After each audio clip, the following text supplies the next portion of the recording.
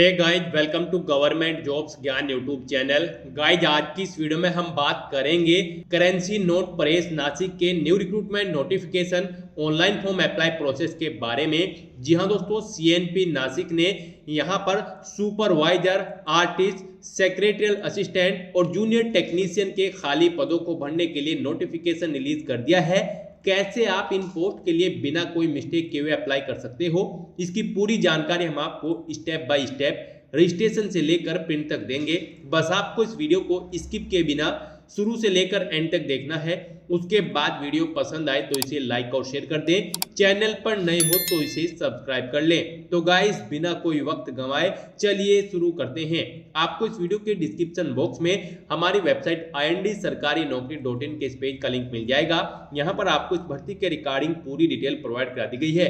Currency note press CNP Nashik के अंतर्गत supervisor, artist, secretarial assistant और जूनियर टेक्नीशियन के 117 खाली पदों को भरने के लिए भर्ती होने जा रही है।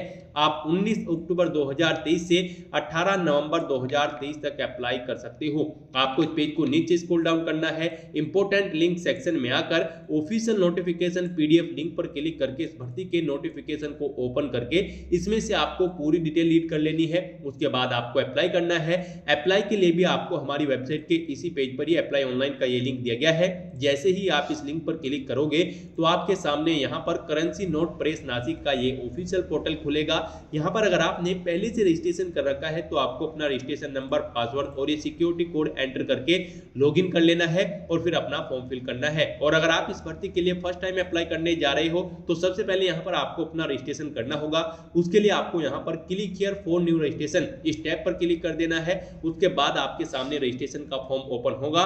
यहाँ पर आपको सबसे पहले अपना फर्स्ट नेम एंटर करना है, फिर अपना फर्स्ट नेम आपको कंफर्म कर लेना है। उसके बाद अगर आपका मिडिल नेम और लास्ट नेम है तो वो एंटर कर दे, नहीं है तो इन्हें आप खाली छोड़ दें। नेक्स्ट यहाँ पर आपको अपना मोबाइल नंबर एंटर करना है। मोबाइल नंबर एक बार फिर से एंटर करके उसे कंफर्म कर लेना है। अल्टरनेट मोबाइल नंबर है तो वो भी एंटर कर ले, नहीं है तो इस कॉलम को खाली छोड़ दे।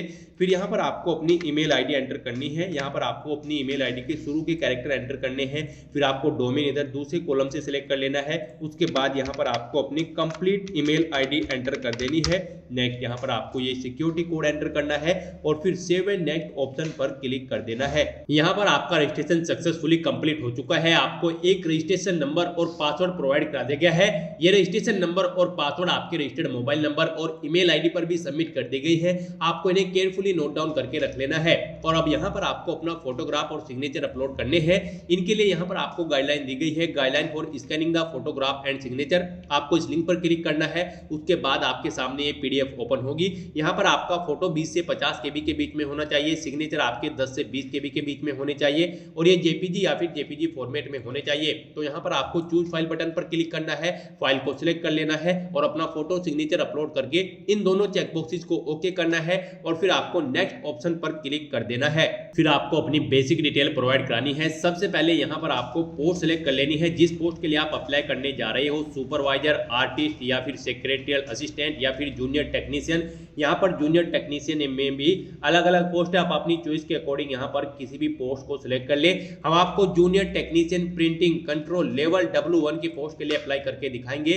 बाकी की सब पोस्ट के लिए भी सेम ऐसे ही अप्लाई होगा। तो यहाँ पर पोस्ट सिलेक्ट करने के बाद आपको अपनी कैटेगरी सिलेक्ट कर लेनी है। उसके बाद यहाँ पर आपसे पूछा गया है कि क्या आप PWD कैंडिडेट है और आपकी PWD की परसेंटेज 40% से अबव है। अगर है तो यस करें और फिर अपनी डिसेबिलिटी का टाइप और नेचर सिलेक्ट करें, नहीं है तो यहाँ पर आपको नो ऑप्शन सिलेक्ट कर लेना है। उसके बाद आपको इस पेज को नीचे स्क्रॉल डाउन करना है। फिर यहाँ पर आपसे पूछा गया है कि क्या आप person with specified disability covered करते हैं डेफिनेशन सेक्शन 2 और द RPWD एक्ट 2016 के तहत। अगर करते हैं तो यस करें और फिर अपनी डिटेल्स दें, नहीं तो यहाँ पर आपको नो ऑप्शन सिलेक्ट कर लेना है। उसके बाद यहाँ पर आपसे पूछा गया है आपका रिलीजन, आप किस रिलीजन से बिलोंग करते हो। फिर यहाँ पर आपको पूछा गया कि क्या आप एक सर्विसमैन है, अगर है तो यस करें और फिर अपनी सर्विस का पीरियड यहाँ पर एंटर कर दे, कितने टाइम आपने सर्विस की है, नहीं है तो आपको नो ऑप्शन सिलेक्ट कर लेना है। फिर यहाँ पर आपसे पूछा गया कि क्या आप माइनॉरिटी कम्युनिटी के अंतर्गत आते हैं, अगर आते हैं तो यस करें, नहीं आते हैं तो नो ऑप्शन सिलेक्ट कर ले। फिर यहाँ पर आपसे पूछा गया है कि क्या आप पीडो, डाइवोर्स वुमेन या फिर वुमेन जुडिशली सेपरेटेड पर्सन है, अगर है तो यस करें, नहीं तो नो ऑप्शन सिलेक्ट कर ले। उसके बाद यहाँ पर आपसे पूछा गया है कि क्या आप SPMCIL के एम्प्लॉय हैं ऑलरेडी, अगर हैं तो यस करें और फिर अपनी यूनिट्स और सर्विस के मंथ यहाँ पर एंटर कर दे, नहीं है तो आपको नो ऑप्शन सेलेक्ट कर लेना है। फिर यहाँ पर आपसे पूछा गया कि क्या आप किसी गवर्नमेंट PSU या फिर CPSC एम्प्लॉय हैं, अगर है तो यस करें और फिर ऑर्गेनाइजेशन का नाम और उसकी डिटेल दें, नहीं है तो नो ऑप्शन सेलेक्ट कर ले। उसके बाद आपसे पूछा गया है कि क्या आपको कभी गवर्नमेंट PSU या फिर CPSC ऑर्गेनाइजेशन की किसी सर्विस से डिसमिस किया गया है, अगर किया गया है तो यस करें, नहीं तो नो ऑप्शन सेलेक्ट कर ले। फिर यहाँ पर आपको अपना एग्जामिनेशन सेंटर सेलेक्ट कर लेना है। उसके बाद यहाँ पर आपको अपनी डेट ऑफ बर्थ सेलेक्ट कर लेनी है।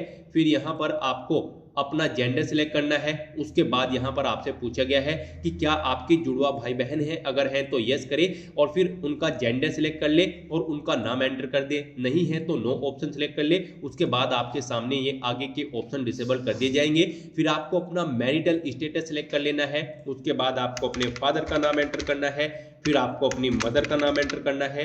नेक्स्ट यहाँ पर आपको अपना कोरोस्पोंडेंस एड्रेस एंटर करना है और उसके बाद आपको अपना परमानेंट एड्रेस एंटर कर देना है। और अगर आपका परमानेंट एड्रेस आपके कोरोस्पोंडेंस एड्रेस के अकॉर्डिंग सेम है तो बस आपको same as address for correspondence इस चेकबॉक्स को ओके कर देना है। ऑटोमेटिकली आपका परमानेंट एड्रेस आपके कोरोस्पोंडेंस एड्रेस के अकॉर्डिंग फिल हो जाएगा।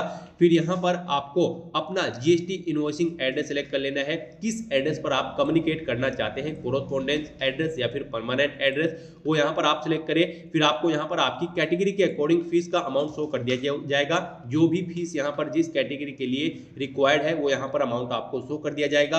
आपको ये सभी डिटेल्स केयरफुली फिल करने के बाद वैलिडेट योर डिटेल्स ऑप्शन पर क्लिक करके अपनी ये सभी डिटेल्स वैलिडेट कर लेनी है और फिर आपको सेव एंड नेक्स्ट ऑप्शन पर क्लिक कर देना है। अब यहाँ पर आपको अपनी क्वालिफिकेशन, एक्सपीरियंस और लैंग्वेजेस की डिटेल प्रोवाइड करानी है। गाइस हम यहाँ पर आपको junior technician printing control level W1 की पोस्ट के लिए अप्लाई करके दिखा रहे हैं। इस पोस्ट पर अप्लाई करने के लिए आपके पास यहाँ पर आपके पास फुल टाइम ITI सर्टिफिकेट होना रिक्वायर्ड है। किसी रिकॉग्नाइज्ड NCVT SCVT इंस्टीट्यूट से प्रिंटिंग ट्रेड के अंतर्गत या फिर आपके पास फुल टाइम डिप्लोमा होना चाहिए प्रिंटिंग टेक्नोलॉजी में किसी गवर्नमेंट रिकॉग्नाइज्ड इंस्टीट्यूट या फिर पॉलिटेक्निक इंस्टीट्यूट से। तो यहाँ पर आपको अपना full time ITI certificate option select कर लेना है, किसके अंतर्गत आपका ये सर्टिफिकेट है वो ऑप्शन सेलेक्ट करें। फिर यहाँ पर आपको उसका डेट ऑफ पासिंग एंटर कर लेनी है, सिलेक्ट कर लेनी है। उसमें कितने % मार्क्स आपने ऑब्टेन किए हैं वो आपको एंटर करने हैं।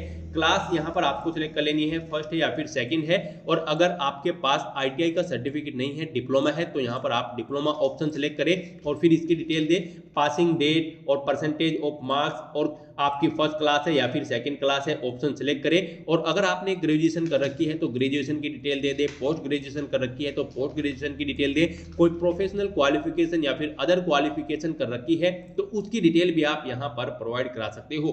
उसके बाद यहाँ पर आपको अपने एक्सपीरियंस की डिटेल प्रोवाइड करानी है। यहाँ पर अगर आपको एक्सपीरियंस है तो आपको यहाँ पर सबसे पहले अपना नाम एंटर करना है। उसके बाद आपको यहाँ पर बताना है डेजिग्नेशन, किस डेजिग्नेशन पर आप कार्यरत थे, कब से कब तक आपको वर्किंग एक्सपीरियंस है। यहाँ per day month year select करें। फिर नेचर ऑफ ड्यूटी एंटर करें, अगर आप जॉब छोड़ चुके हो तो उसके छोड़ने का कारण यहाँ पर एंटर कर दे। इन डेट्स के अकॉर्डिंग यहाँ पर आपके एक्सपीरियंस का टाइम कैलकुलेट होकर आ जाएगा।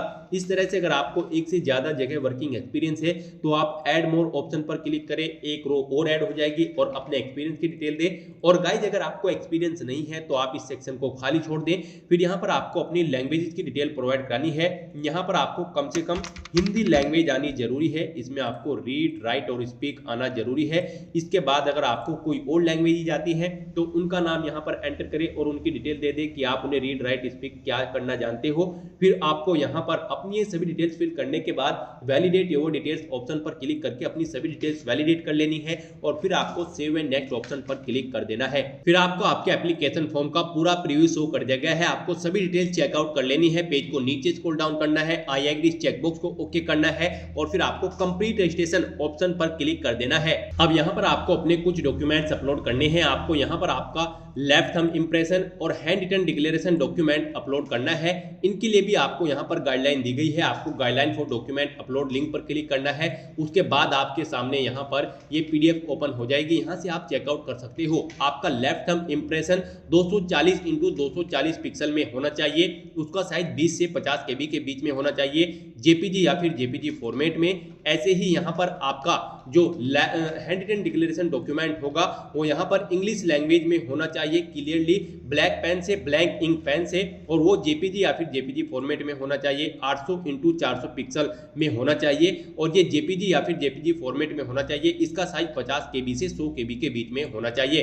इन गाइडलाइंस को ध्यान में रखते हुए आपको यहाँ पर अपने दोनों डॉक्यूमेंट्स अपलोड करने हैं। उसके लिए आपको चूज फाइल बटन पर क्लिक करना है, फाइल को सिलेक्ट कर लेना है और इन्हें 1 बाय 1 करके यहाँ पर अपलोड कर लेना है। और उसके बाद आपको ये सिक्योरिटी कोड यहाँ पर एंटर करना है और फिर सेव एंड नेक्स्ट ऑप्शन पर क्लिक कर देना है। फिर आपको आपकी कैटेगरी के अकॉर्डिंग यहाँ पर आपकी एप्लीकेशन फीस का अमाउंट शो कर दिया जाएगा। आप यहाँ से एप्लीकेशन प्रिंट ऑप्शन पर क्लिक करके, इस लिंक पर क्लिक करके अपनी एप्लीकेशन फॉर्म का एक प्रिंट आउट भी ले सकते हो, फ्यूचर यूज के लिए, फ्यूचर रेफरेंस के लिए। तो दोस्तों यहाँ पर अब आपको ये सिक्योरिटी कोड एंटर करना है और सबमिट बटन पर क्लिक कर देना है। अब यहाँ पर आपको अपनी कैटेगरी के अकॉर्डिंग फीस का अमाउंट पे करना है।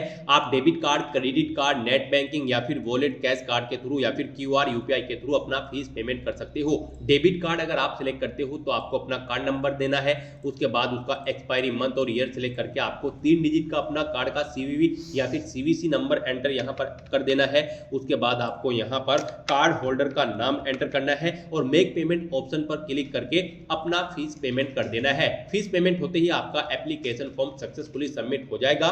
उसके बाद आपको अपने एप्लीकेशन फॉर्म का एक हार्ड कॉपी प्रिंट आउट ले लेना है, फ्यूचर यूज के लिए, फ्यूचर रेफरेंस के लिए। तो दोस्तों ऐसे आप अपना करेंसी नोट परेश नासिक का ये फॉर्म फिल कर सकते हो। आज की इस वीडियो में बस इतना ही। आई होप ये वीडियो आपको पसंद आई होगी। अगर पसंद आई हो तो इसे लाइक और शेयर करें, चैनल पर नए हो तो इसे सब्सक्राइब कर लें। Thanks for watching.